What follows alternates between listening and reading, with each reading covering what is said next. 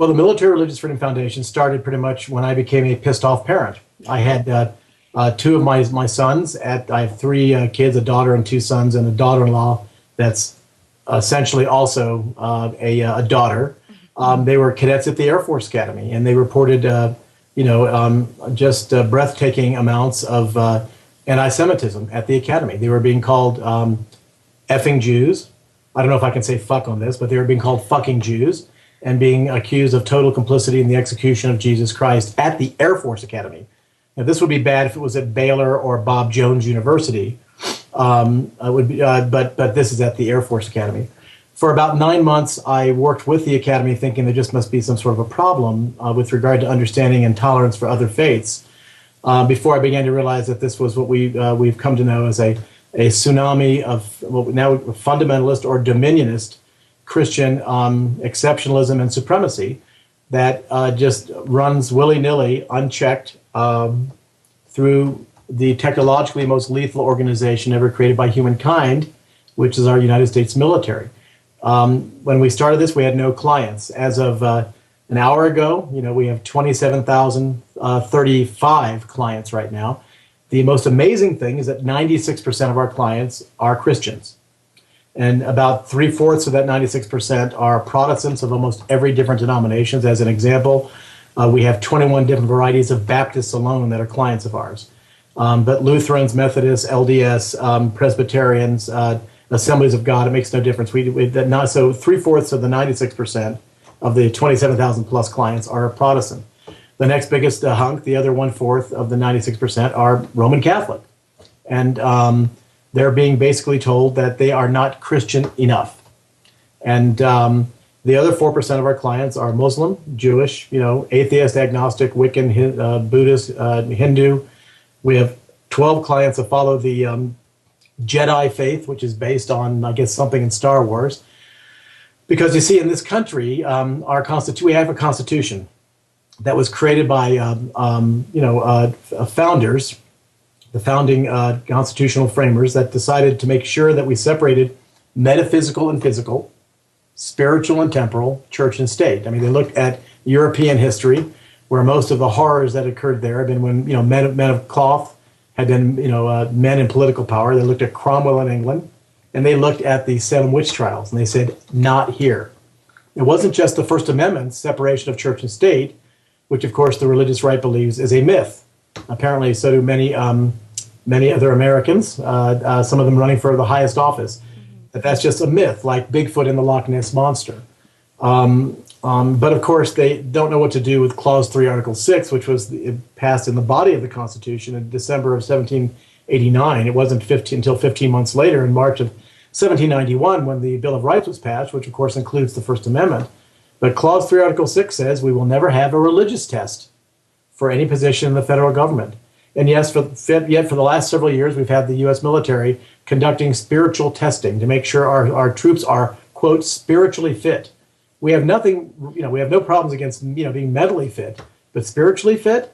The U.S. Air Force even announced on the front page of the newspaper it hates the most, the New York Times, way back in the summer of 2005, that the Air Force now was going to reserve its right to evangelize anyone that the U.S. Air Force, determined, to be unchurched, whatever that means.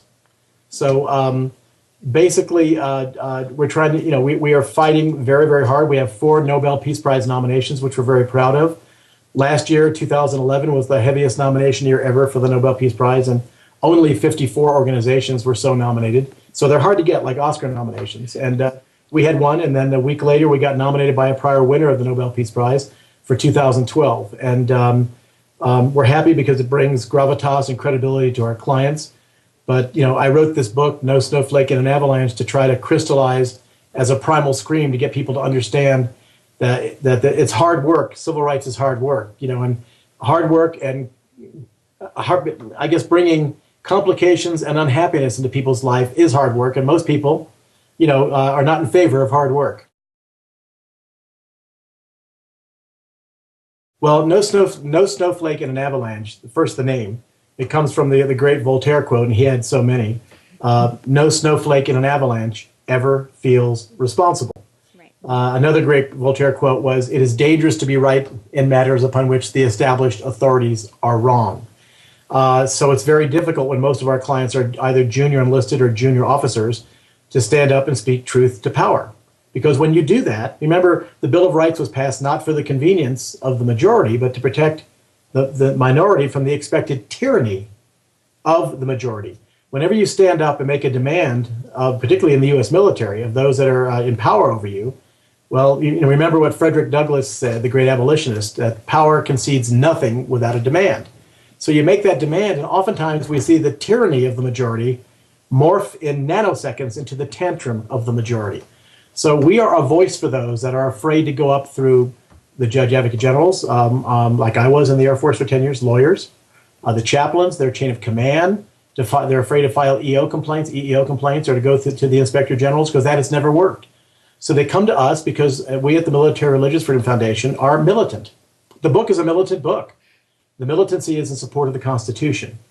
So it's our job to do, we understand, just like Superman only has two weaknesses, kryptonite and apparently magic, the Pentagon, or as we refer to it, the Pentecostal Gon, also only has two weaknesses: being embarrassed in the media and being dragged into federal and state court. So we respond very swiftly. We have no bureaucracy. We are extremely tenacious. And metaphorically, on behalf of our clients, we kick ass, take names, lay down a withering field of fire, and try very hard to leave sucking chest wounds on this unconstitutional heart of darkness, speaking metaphorically. The book, No Snowflake in an Avalanche, chronicles two things. It shows the degree to which this metastasizing cancer of fundamentalist Christian tyranny has overtaken our military. It's bad enough in a school system in California, New Jersey, wherever. It's bad enough with sanitation workers or teachers or police or firemen. But at least they don't have access to conventional laser-guided and, of course, nuclear weapons. The second thing is it talks about how hard it is to do this. My wife, Bonnie, says it best. When asked about it, you don't have to be prepared to give up a lot to do this. You have to be prepared to give up everything. I used to say that you had to be prepared to bite the hand that feeds you, which is very hard to do. Bonnie says it best again when she says, actually, it's more like the movie 127 Hours. You need to be prepared to take off your own arm. It's hard to do this, and I want other people to see that. Not for self-aggrandizement, but for saying, this is a worthwhile organization. We need to support it. We're alone. There is no other organization in the world that stands up for members of the military, irrespective of belief, and fights as hard as we fight to protect their rights so that they don't feel marginalized, so that they don't feel denigrated, so they don't feel dehumanized. That's what we do. The book is graphic. The cover is very graphic. There's a lot of what appears to be three-dimensional blood on the cover. It's there on purpose. The book ends with a compilation of some of the most heinous threats and letters that we get from the maniacs out there, and there are many, as well as some really wonderful things. It's a call to action. And Americans need to understand there is something more besides watching the Oscars or the NBA or the Super Bowl or American Idol, when our actions cast us as the 10th version of the prior 9 crusades, when we're rightfully taking on, fundamentalist, Wahhabist, Islamic extremists. I say again, extremists, but to paint all of Islam with one brush, or to paint all of Roman Catholicism or Protestantism or Judaism or Hinduism or Buddhism, atheism, agnosticism with one brush. In human history, when we try to do this stuff with one brush, we usually end up with oceans and oceans of blood, generally beginning with our own blood, which is being shed now in Afghanistan over more stupidity. I think the problem is one of incredible ignorance. In Afghanistan, 12% of the females are literate. 42% of the males are literate. In America, it seems like the overwhelming majority of Americans, I think it must be in the high 90%, are constitutionally illiterate. Mm-hmm. They do not know this stuff. They do not understand. I hear it all the time that, the Constitution might guarantee separation of religion and state, but you have no right to being, there's no separation between freedom. You have no freedom from religion. You have freedom of religion. You can choose whoever you want, but no freedom from religion.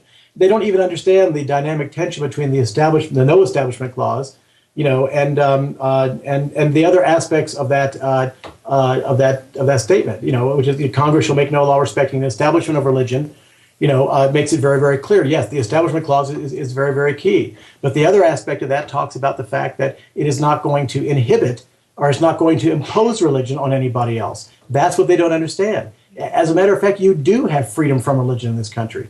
You cannot be forced to take any religion down your throat, or no religion. You can't do that.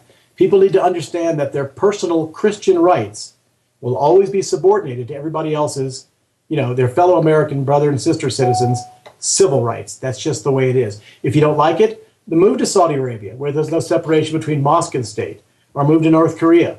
But here, we don't do that, not in the United States of America. There is freedom from religion, as well as freedom of religion. Well, the reason we put the book together, No Snowflake and an Avalanche, is, buy the book, read it. It doesn't cost very much, and I think it'll paint a picture for you that will be shocking and hopefully get you to a point where you realize that you need to actually do something. But there is one. We get this all the time at our foundation. We were criticized. I was actually asked in an interview with Dan Rather a couple of years ago.